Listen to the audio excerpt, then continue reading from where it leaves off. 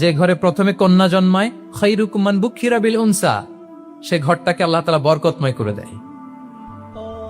2 সন্তান তো 2 জান্নাতের দরজা ওপেন। 2 কন্যা সন্তান, 3 কন্যা সন্তান তো 3টা জান্নাতের দরজা ওপেন। সুবহানাল্লাহ। স্ত্রী হয়ে যখন ঘরে যাবে, যে ব্যক্তি তার স্ত্রীর কাছে সেরা, পরিবারের কাছে সেরা, সে সবার কাছে সেরা, সে আল্লাহর কাছে সেরা। সুবহানাল্লাহ। এবং কোন মা যদি সন্তান জন্ম দিতে যে মারা যায়, কিয়ামতের দিন আল্লাহ তাআলা ওই মাকে শহীদদের কাতারে দাঁড় করাবেন।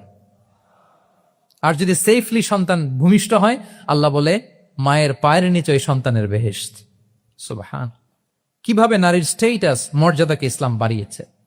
এবং এই যে ইসলাম যে নারীকে যে ভিআইপি হিসেবে কনসিডার করে, হ্যাঁ, ইসলামের দেয়া নারীর ড্রেস কোড নিয়ে আমাদের অনেকের কত কথা, কত ক্রিটিক।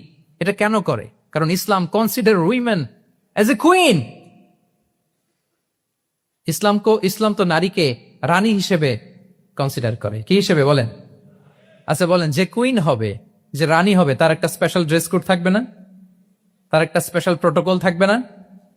রানীর সাথে কি যা মনে চায় তা করা যায়, দেখা করা যায়, তার কাছে যাওয়া যায়?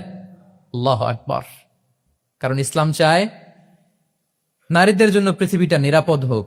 ইসলাম চায় নিজ গৃহে বা কর্মক্ষেত্রে নারীরা নিরাপদ থাক। ইসলামের যত ভ্যালিউজ আছে, যত রুলস এন্ড রেগুলেশন আছে, এটা আমাদের ভালোর জন্য, মানব জাতির কল্যাণের জন্য।